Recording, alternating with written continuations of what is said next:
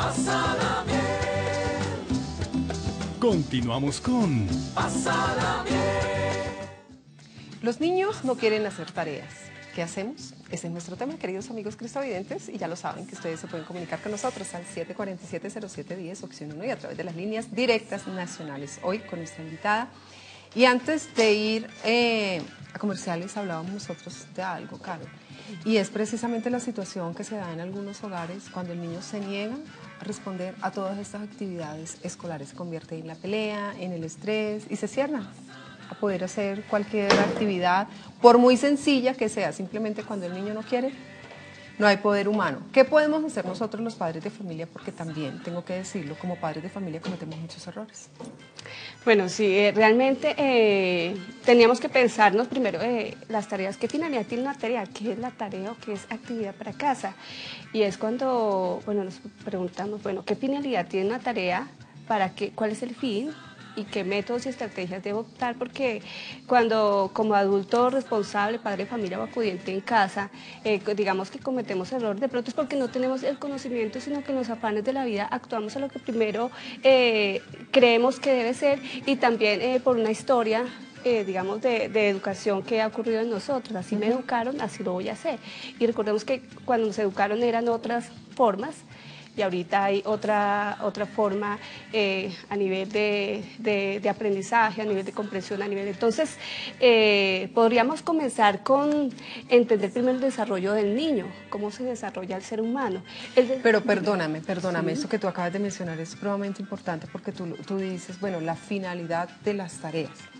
Esto es algo que muchos padres de familia nos cuestionamos y decimos, ¿vale la pena que a los niños les dejen estas tareas para la casa? Cuando vamos a pintar aquí una escena, y es un muchachito que se despierta 4 de la mañana, 4:30 de la mañana, cuando a las 5:30 ya pasa la ruta. Muchos niños a esa hora ya van en la ruta, y claro, el niño está llegando más o menos sobre las 3, 4 de la tarde, y llega con cualquier cantidad de tareas. Entonces ya hay un agotamiento en el niño. Yo no sé si muchos profesores son conscientes realmente de esta carga, pero aquí viene lo que tú estás mencionando, y es el tema de la edad. Entonces ahí es donde se convierte también muchas veces en un estrés.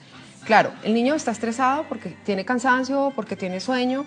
Los papás están llegando más o menos a esa hora, 5, 6, 7, 8 de la noche a revisar las tareas. Entonces tenemos que mirar también el estrés con el que llega el papá o la mamá a revisar tareas. Entonces ahí era donde yo decía, se convierte eso en un campo de batalla. Sí, así es. Realmente, digamos que en nuestros países latinoamericanos esa es la tendencia por la extensión laboral que tiene el padre de familia, hace que, bueno, igualmente hayan estándares en las políticas de educación que también son las mismas 8 horas, ¿verdad? Entonces, quisiéramos que nuestros gobiernos cambiaran ese sistema de educación, los estándares, pero bueno, es algo que es prolongado. Entonces, ¿qué podemos hacer mientras eso pudiera realizarse? Porque comprendamos que en los países de Europa no dejan tareas. Sí. Sabemos que Finlandia es el país número 1 en educación y no dejan tareas. ¿Por qué? Porque para eso es la institución y son los docentes quienes se encargan de afianzar al niño en los conocimientos que necesita para afrontar su realidad, ¿cierto? Pero entonces, en Colombia, ¿qué pasa? Está como sucediendo Pero estamos al en revés. Colombia, entonces, ¿qué Entonces hacer? sucede al revés, exactamente. A ese punto quiero llegar. Es decir, yo como docente no soy partidaria de las tareas siempre y cuando sea como un refuerzo del aprendizaje en clase.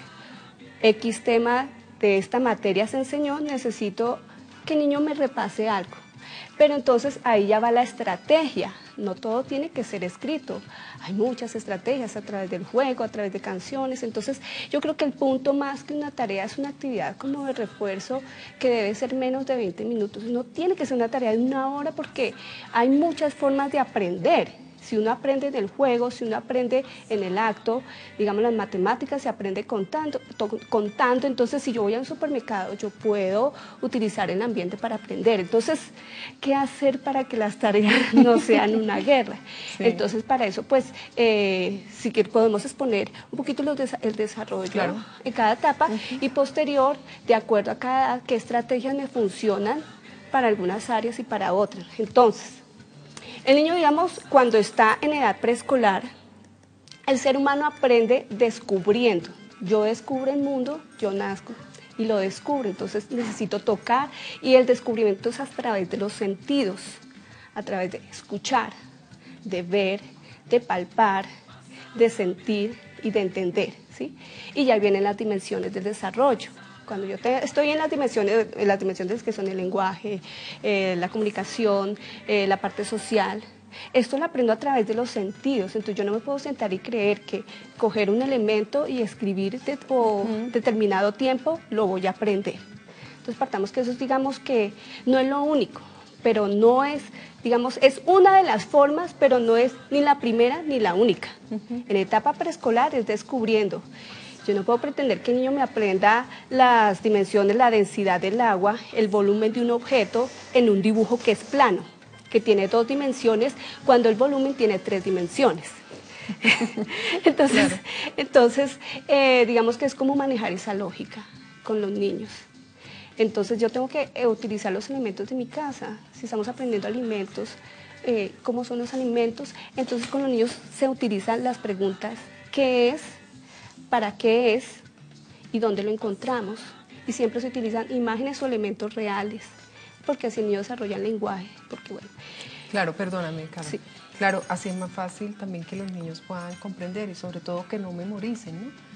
Porque este es otro punto. Entonces, ¿ellos qué hacen? Memorizar. Y esto es un problema porque se trata es que ellos aprendan realmente y que no memoricen. Vamos a continuar, pero antes recibimos a una amiga cristovidente, María del Socorro. María del Socorro, mira los elementos que nos entrega nuestra amiga cristovidente. Claro que sí, estamos totalmente de acuerdo. El docente, más que un docente o maestro, es un ente facilitador, o sea, lo repetimos, facilita el aprendizaje y el conocimiento a sus estudiantes, de modo que él pueda apropiar el conocimiento y lo apropia a su mundo real. El aprendizaje tiene que tener aplicabilidad en su entorno, luego no sería pues un aprendizaje, sino algo forzado. Bueno, digamos que dejando un poco el lado preescolar, de pronto lo podemos retomar. El momento en que ya primaria y bachillerato, cuando bueno hay tareas que requieren ya una cierta rigurosidad. Más ¿Qué dedicación. hacemos? Más dedicación. ¿Qué herramientas y qué pautas? Entonces ahí ya hablamos ya de las técnicas de estudio. Bueno, ¿qué es una técnica? Entendamos una técnica como un saber, es un saber de Aristóteles, la tecné. Entonces es un saber que hay que apropiarlo y saber cómo hacerlo. Una técnica de estudio, técnica de aprendizaje para apropiarme de algo que necesito para. Entonces, en este caso con las tareas, bueno, número 1, sí, los chicos tienen sí, el padre entienda, yo sé que a veces es difícil porque uno como padre tiene en cuenta los muchos sacrificios que hago o hacemos para que nuestro hijo estudie y trabaje y queremos que el niño lo entienda y por eso funcione o se esfuerce más. Pero los niños están en una etapa en que de pronto a veces no se comprende el sacrificio que hace el padre, sino que yo me levanto temprano, estoy en el colegio, tengo que responder. Mira, ahí depende de la pedagogía institucional. Bueno, hay instituciones que tienen un aprendizaje significativo, como decía nuestra cristovidente, que tienen nuevas formas de enseñar, dinámicas, pero hay otros que no, es sentado escribiendo, escriba y escriba y escriba. La ruta o llega a la casa, almuerza, no puede descansar porque ya llegan, y eso 3, hay chicos que llegan a las 4 o 5 Sí. y tienen muchas tareas, o sea, de estar en una jornada extensa, de estar atento, de estar presto y llegar y continuar. Digamos que estamos sobrecargando la atención y las emociones del niño en ese aspecto. Muchas veces, perdón, los niños no viven realmente su infancia. ¿Sí? Sí. ¿Para qué está un niño? Claro, está en el aprendizaje, pero también está para jugar, para que se divierta, para que comparta con otros amiguitos. Pero a veces, no sé, parece que le estamos quitando también esto a nuestros niños. Pues de todo esto está interesante, Carol. Vamos a estar hablando, queridos amigos cristovidentes, ya lo saben que ustedes se pueden comunicar con nosotros, pero vamos a una pequeña pausa y ya volvemos. Desde ahorita que llegan a las 4, casi me dan las 9, 10 de la noche tratando de organizarlos y de que terminen. Muchísimas gracias por su orientación y ojalá que están más cerca a las aulas y a los profesores les dijeran que sí es bueno, que así repasen, pero no tanto. Muchas gracias, feliz tarde. Tan linda, María. Muchísimas gracias por tu participación. Mira, María nos plantea lo que se vive en muchos hogares, que también lo hablábamos nosotras al iniciar el programa.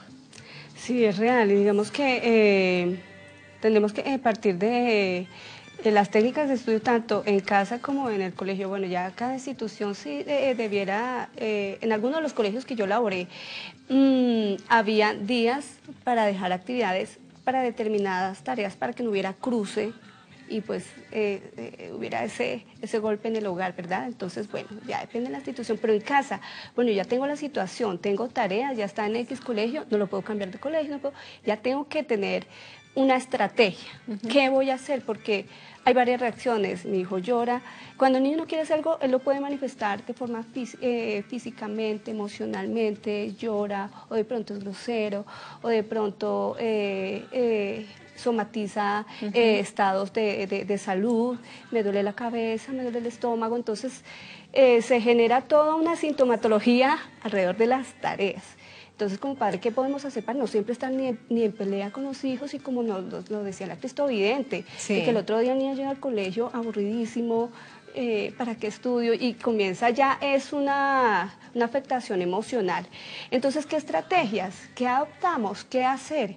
Bueno, primeramente, para el padre, la madre, familia o abuelo, es, bueno, tomarlo ya, asumir la responsabilidad, porque como hay padres que lo asumen, hay padres que no, que dicen, no, ay, usted verá cómo hace, pero a mí me responde, porque no quiere asumir cuando la tarea requiere un acompañamiento, una orientación, una ayuda en el mejor ánimo. Entonces, porque si desde luego yo veo que me desespero, yo mejor alejo, eso sí, hay que tener cuidado con eso. Pero ¿cuáles son las técnicas? ¿Qué hago? ¿Lo castigo? ¿Le suspendo actividades? ¿Qué hacer? Yo diría que primeramente cuando el niño llega es necesario que descanse por lo menos 1 hora o 20 minutos, descanse. Descansar requiere que esté sentadito, en que consuma un alimento, en que se cambie, en que respire. ¿Puede dormir? Porque ellos quieren, obviamente cuando Yo llegan. soy partidaria de que sí. Hay niños que quieren dormir con niños que quieren jugar.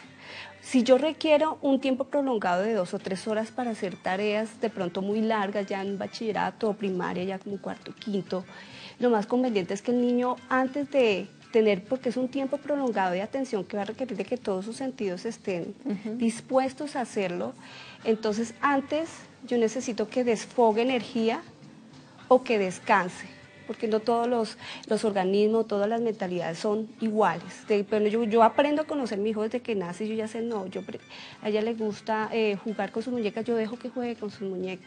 No, ella quiere dormir un ratico, yo la dejo que duerma un ratico o lo dejo que duerma un ratico. No, quiere tomar su sopita unas 11, es importante que ni tenga sueño, ni tenga hambre, ni tenga hiperactividad, no. El niño tiene que desfogar, como sea. Y ya posteriormente ya vienen las técnicas. Ya vamos para esas técnicas, claro que sí. Pero a esta hora quiero invitar a nuestros amigos cristovidentes para que vayamos a la sección Nuestros Recomendados. Veamos. Después de mis recomendados, queridos amigos cristovidentes, bueno, el café de Pásala Bien que no puede faltar. Claro que sí, delicioso. Y para seguir desarrollando este tema, queridos amigos cristovidentes, y para compartir con ustedes estos mensajes que nos están enviando. Por acá nos dice una amiga cristovidente, ¿es normal que a un niño de 4 años le exijan que ya debe saber escribir y sumar? Exigir. No, esto es un proceso autónomo. No requiere una edad determinada. Es un proceso que se puede dar antes o después de esa edad, de acuerdo a los estímulos del entorno. Claro, pero en este caso, ¿qué sería lo recomendable también para nuestra amiga cristovidente? ¿Que se acerque a la institución?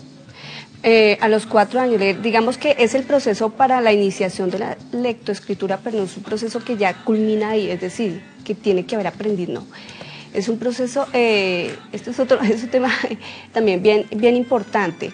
Un niño antes de lo que es leer, escribir, debe tener un esbozo de palabras, es decir, yo trabajo la lectoescritura de una manera diferente a como la manejan las instituciones. Yo lo manejo por golpes de voz, por golpes silábicos. Por ejemplo, el niño ve la imagen, dice lobo. Digamos que yo utilizo los golpes de voz en las palabras. Y él tiene que saber que todas las palabras tienen golpes de voz. Lobo tiene 2, luego vienen los sonidos vocálicos y lo último es la tabulación de lo que yo he aprendido. Yo no puedo, es decir, yo no puedo imaginarme lo que no he visto y mucho menos tabularlo, o sea, escribirlo. primero tiene que haber una estimulación exquisita en palabras, en vocabulario, en imágenes, en conceptos. El niño tiene que saber definir qué es una manzana, es un alimento, es un objeto, o es una cosa, o es una persona. Eso es muy importante, el sujeto, los sustantivos, digamos, en ese momento no hablamos al niño de qué es un sustantivo, pero tiene que conocer que hay personas, hay animales y que hay acciones que se realizan a partir de esto. Si el niño no tiene como ese bagaje, esa información, es muy difícil que tenga que aprender a escribir palabras que nunca es, por ejemplo, pipa. Yo choco con esto, pipa, el niño no sabe qué es una pipa, qué es puma. Entonces hay que tener una lógica de cuando el niño está aprendiendo. También cuando el niño llega a este proceso y de pronto no ha tenido ese estímulo, no quiere decir nunca que no lo va a aprender, porque ese es el miedo. No lo va a aprender, el niño no es inteligente. No, el niño sí lo va a aprender, pero necesita entonces, ya como ya el colegio tiene cierta rigurosidad, vamos a ayudarle, no vamos a atrofiar su psicología y a decirle, es que usted siempre, es que no. Nosotros debemos tratar en lo máximo, omitir decir frases o palabras negativas, aun cuando veamos la situación que no mejora en un momento.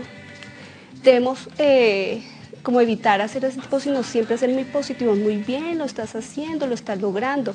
También hay que estimular las manos, porque hoy en día, pues por de la tecnología, los niños con este movimiento, sí.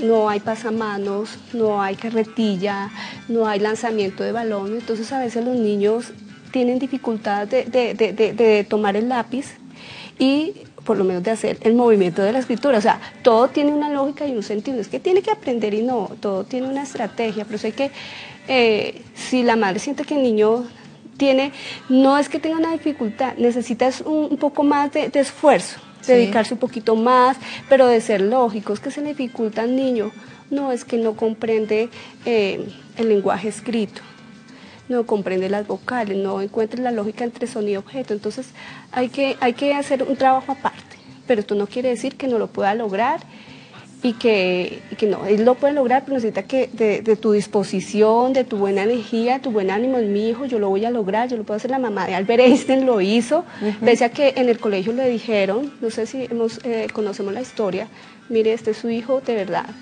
Y ella se dedicó con todo el amor del mundo y sabemos la historia de Albert Einstein. Entonces no vemos siempre a nuestros hijos por perdidos, él lo va a aprender, pero hay que tener estrategias para ello. Rápidamente, yo utilizo fichas silábicas. Sí, ya hemos visto, bueno, eso es un proceso, es como un método global, siempre va de lo grande hasta separar las partes, y esas partes se unen y forman palabras. Entonces yo lo hago así, lo hago por colores, pero bueno, eso ya sería como un tema ya más extenso, pero se puede lograr, ánimo. Muy bien, pero no podemos decir nosotros que hay un rango de edad donde el niño ya tiene que saber. No, hasta los 7 años, okay. Hasta los 7 años, de hecho, Piaget y otros, digamos, psicólogos y pedagogos en la escuela de Montessori, ellos son claros en decir que el niño a la edad de 6 a 7 años, en la edad en que el niño se sienta, digamos, y ya es consciente, ya puede aprender una escritura ya, digamos, de forma instantánea. Antes el niño descubre su mundo, descubre otros elementos. Otros niños de pronto lo logran porque de pronto han tenido precisamente tantos estímulos, sus papás lo llevan tantas actividades o tienen hermanos grandes que ellos mismos como que se da esa dinámica y logra ese aprendizaje antes. El que mi hijo no lo logre a los 4 años no quiere decir que esté mal ni que esté atrasado, jamás. Hasta los 7 u 8 años es el rango, 7, 8 digamos, no hay que prolongarlo, el niño puede hacerlo y tiene 1 año para hacerlo. 6 a 7 años está bien que lo haga. Perfecto. Muy bien, queridos amigos cristovidentes, esta es la respuesta para nuestra amiga que nos escribió. Y hay más mensajes, los vamos a estar compartiendo con ustedes después de esta pequeña pausa. Ya volvemos.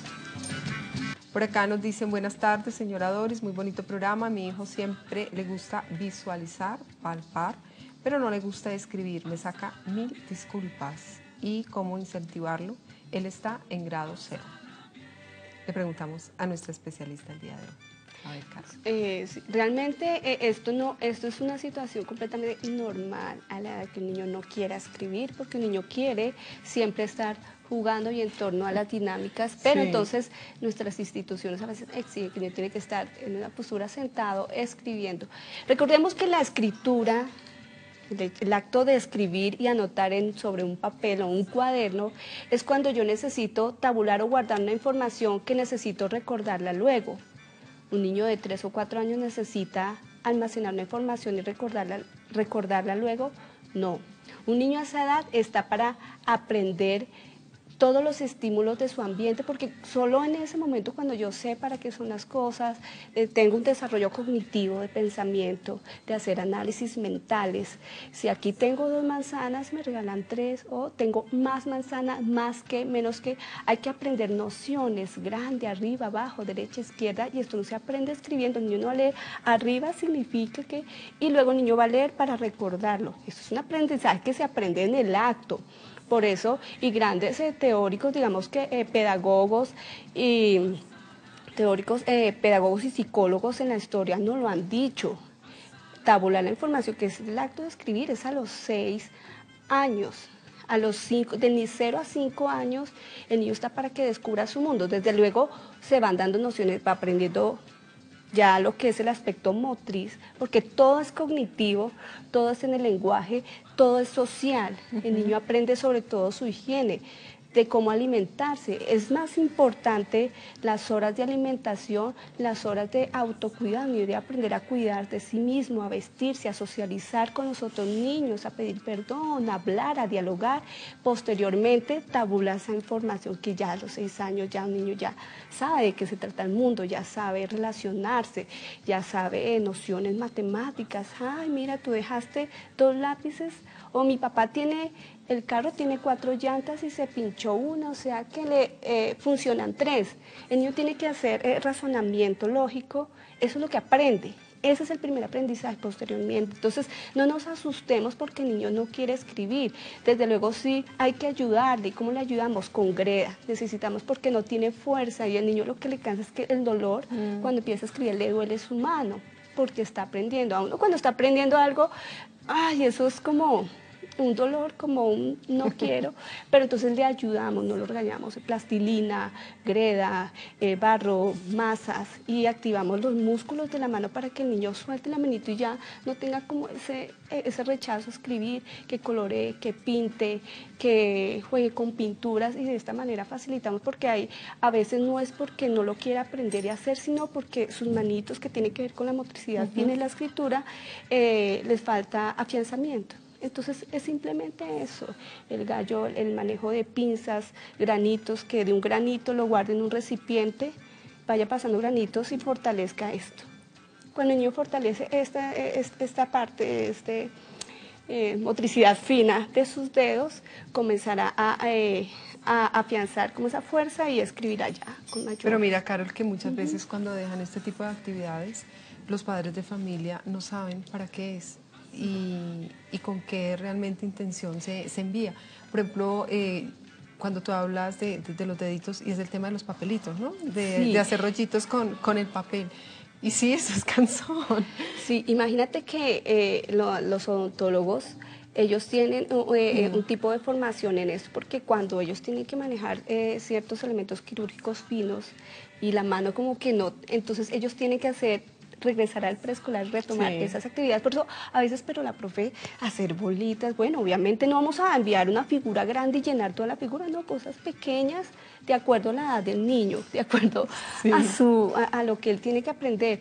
Y todas las actividades motrices son para eso, para fortalecer y afianzar la mano, porque un niño que no tiene fortalecida su mano es un niño que se va a cansar, que le duele la mano, no lo va a querer hacer. Mira que con estos ejercicios, sí, entonces, ¿qué hacemos algunos padres de familia? Les ayudamos a hacer las bolitas.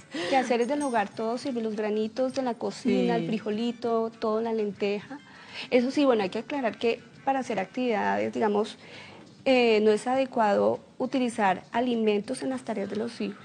Cuando hablamos de esos granitos es que lo pasen de un recipiente a otro y luego lo guardo y sirve para cocinar luego, ¿vale? No lo vamos a utilizar en las tareas con pegante y que quede allí. Eso no está establecido.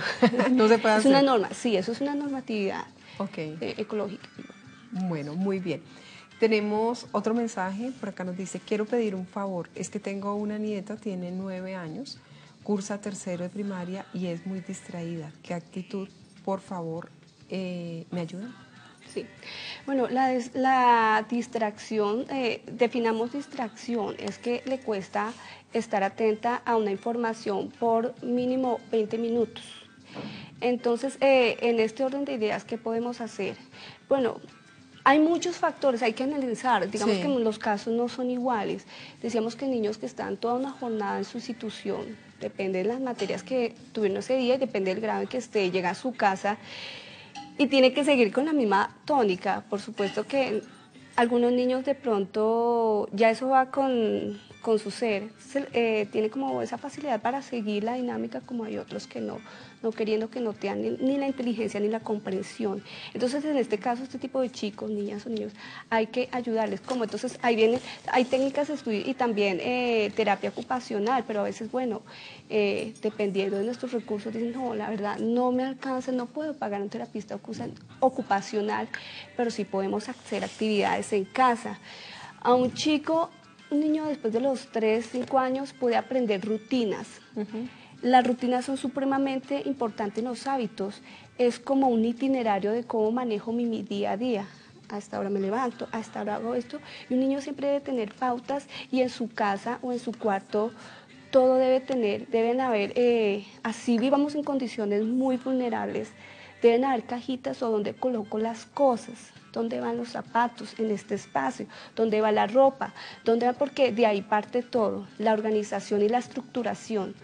Cuando yo sé organizar y estructurar, ¿sí?, yo puedo tener un orden de qué va primero, qué voy a hacer y por supuesto estoy motivada y estoy en función de.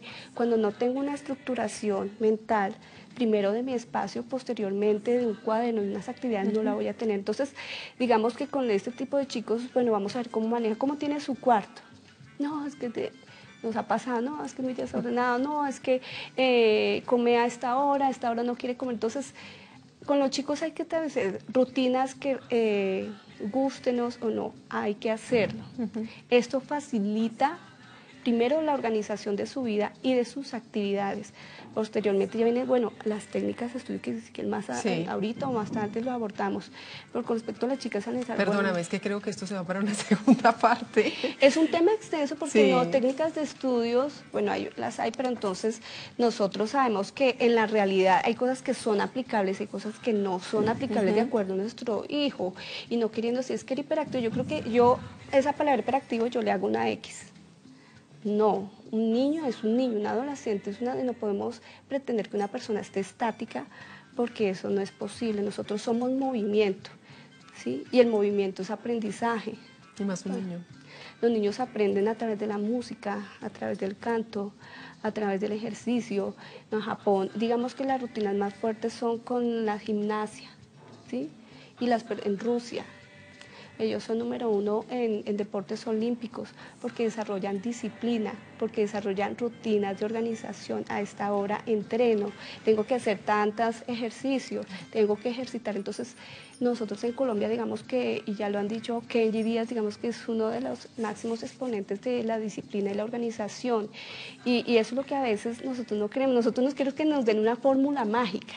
Ay, que yo hago esto y se va a hacer, pero la fórmula mágica es disciplina y organización, y ahí sí viene la técnica, las técnicas que tanto Que ya vamos a necesitamos hablar de las y que técnicas. tanto nos piden porque si realmente las personas lo requieren. Muy bien, Caro. Vamos a una sección, al Día en Salud, y ya continuamos con nuestro tema.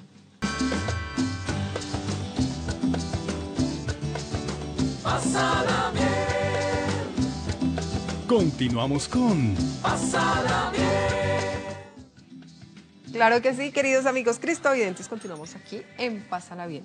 Hay otro mensaje, mi querida Carol, por acá dice, buenas tardes, soy Ángela y tengo un niño de 5 y medio.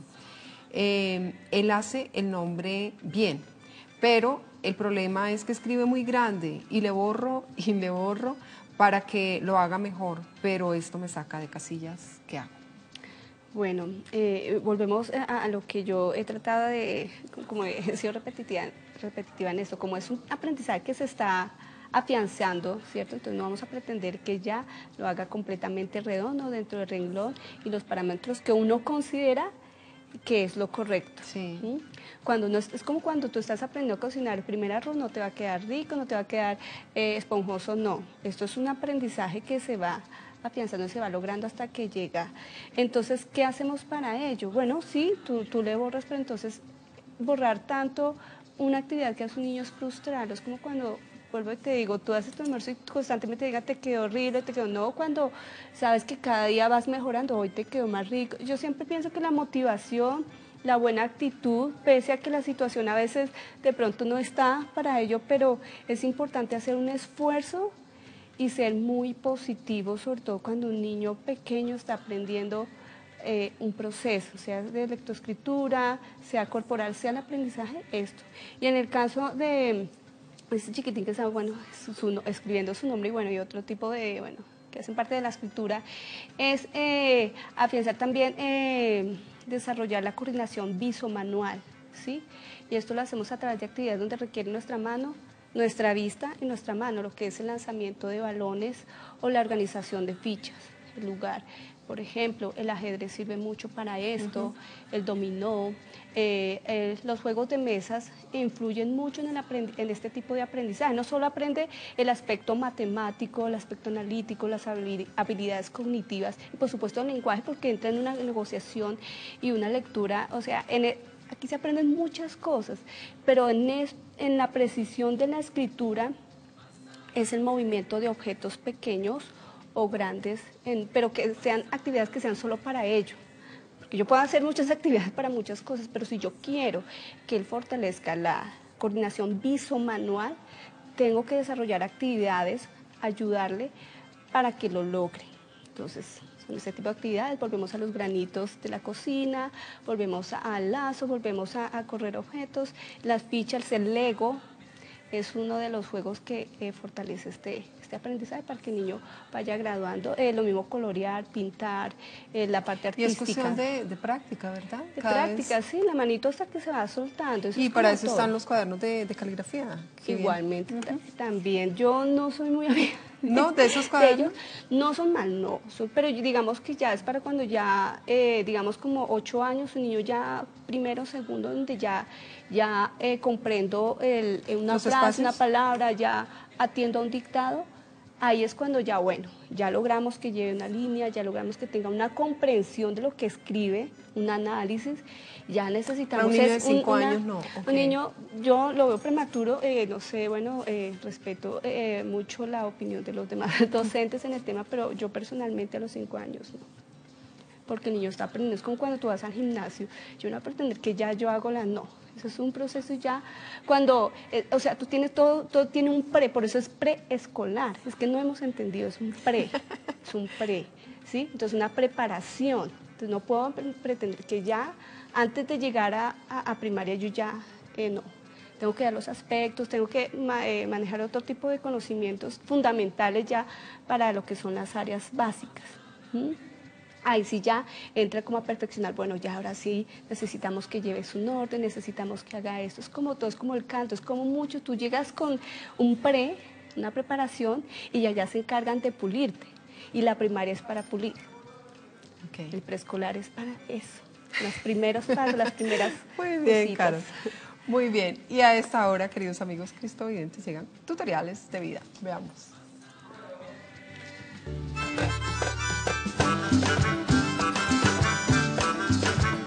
Tutoriales de vida. Las tareas escolares representan una oportunidad para que los niños y niñas aprendan y para que las familias participen en la educación de sus hijos. Sin embargo, ayudar con la tarea escolar no siempre es fácil. ¿Quién no se ha preguntado cómo puedo lograr que mi hijo, nieto o sobrino haga su tarea? Todas las noches es la misma lucha para que apague el televisor, suelte el teléfono y termine sus tareas. Estas recomendaciones te ayudarán. 1. Establezca un área adecuada para hacer los deberes. Asegúrese que el niño disponga de un lugar bien iluminado para hacer las tareas y que tenga a la mano el material escolar necesario: papel, lápiz, colores, tijeras. 2. Reduzca al mínimo las distracciones. Esto engloba televisión, música alta, internet y las llamadas de teléfono. De todos modos, en alguna ocasión una llamada de teléfono a un compañero de clase sobre una tarea escolar en concreto puede ser de gran ayuda. 3. Asegúrese que su hijo haga su propio trabajo. No aprenderá nada si no piensa por sí mismo y comete sus propios errores. Los padres pueden hacer sugerencias y dar indicaciones para orientar a sus hijos, pero el aprendizaje debe estar en manos de los niños. 4. Elogie su trabajo y su esfuerzo. Cuelgue en la nevera un examen o trabajo artístico donde sacó un sobresaliente. Comente sus logros académicos a sus parientes y amigos. 5. Si su hijo tiene constantemente problemas con los deberes escolares, pida ayuda. Hable al respecto con su director de grupo. Hay niños que pueden necesitar que los evalúen por tener problemas de aprendizaje o un trastorno por déficit de atención. Tutoriales de vida para ver el mundo con los ojos de Jesús. Tutoriales de vida. Bueno, yo espero que ustedes, queridos amigos cristovidentes, hayan tomado nota de este tutorial de vida. Bueno, tenemos otro mensaje. Por acá nos dice una amiga cristovidente: buenas tardes, Dorisita, felicitándola por tan excelente programa donde hay tanto aprendizaje. Soy fiel televidente. Tengo una niña adolescente, este año va a cumplir los 15 años y he bregado mucho porque se limita a hacer lo que debe hacer y ya, pero no investiga más del tema, y lo mismo para estudiar cuando le corresponde las evaluaciones, le da pereza. Opté por quitarle la tablet porque por estar pegada a eso descuida lo que debe hacer. Para que mi hija tenga más compromiso y responsabilidad, para que realice mejor sus trabajos y en este momento de sus pruebas las realice con más interés. Esto lo envía María desde Villavicencio. Cuando nosotros, Carol, estamos en este tipo de situaciones, como lo comparte nuestra amiga cristovidente, y otros mensajes que no alcanzo a leer por cuestión de tiempo, entonces cuando se da esta situación, muchas veces nosotros optamos como padres de familia por el tema del castigo. ¿Esto es saludable? ¿Conviene hacerlo? ¿Cómo manejar la situación? Bueno, con el respeto que tienen pues todos los padres, porque todos actúan en amor a sus hijos. Total. Y no somos pedagogos. No, de hecho... de profesión, ¿no? No, es decir, la pedagogía, los psicólogos idearon sus conceptos y definiciones a partir de la propia experiencia con los hijos. Así que sí podemos lograr como ese punto de crear estrategias. Pero con respecto en el caso de nuestra cristovidente, el castigo está más para las acciones que afectan el ser de otra persona. Okay. Que no se debe hacer, no debes agredir, no debes ser brusco, no debes contestar mal, no debes tirar las cosas. Pero cuando es una dificultad académica, el castigo lo que logra es como que empeorar la situación, o depende del castigo, ¿no? Digamos, hay castigos físicos, pero castigos que son de omitir cosas y objetos. Bueno, eso por una parte. No estoy muy de acuerdo con el castigo dependiendo o más bien de una corrección, más bien las acciones correctivas. Quitemos la palabra castigo y más bien acciones correctivas o acciones que nos ayuden a un mayor desempeño en el ámbito académico. Yo pienso que un niño hasta los 18 años, incluso posiblemente en la universidad, requiere o no el acompañamiento del adulto. Y este acompañamiento se hace si desde preescolares hemos llevado un acompañamiento exquisito, de manera que hay niños que ya no necesitan la guía del padre, ellos ya saben qué tienen que hacer, porque hubo parámetros, hábitos, organización en la cuestión en el ámbito académico y con respecto a sus tareas. Ese tip que nos diste... Sí. Tal cual, es importante un ambiente, es importante. Bueno, en el caso de nuestra cristovidente más puntualmente, porque creemos que no le gusta, cuáles son sus materias, hemos dialogado, conocemos a nuestros hijos, no, es que a ella le encantan no le gustan las matemáticas, no, es que a ella le encanta sociales, a ella le encanta, entonces debemos ver cuáles son sus inclinaciones favoritas y las que no, cómo hacer. Yo, voy a hablar de un caso particular así chiquitico, rápido, y con mi hermano me pasó que tenía dificultades académicas, él ahora ya está en la universidad, pero en el colegio, ¿qué opción tomé? llevarlo ahorita, ya no está desafortunadamente para museos. Los museos son muy importantes porque es allí donde, para afianzar por temas de historia, temas donde yo necesito, porque en la universidad vemos epistemología, en todas las carreras de epistemología de la comunicación, epistemología de la administración, todo, y la epistemología es el origen de, o sea, historia. ¿Y cómo hago para que los hijos quieran la historia? Los museos. La historia, en YouTube hay infinidad tenemos a Diana Uribe, entonces tenemos que empezar a ganar el terreno, a lograr cómo hacer que le guste, porque si no me gusta algo, lo tengo que aprender. Posteriormente no quiere decir que entonces tiene que gustarme, sino, no.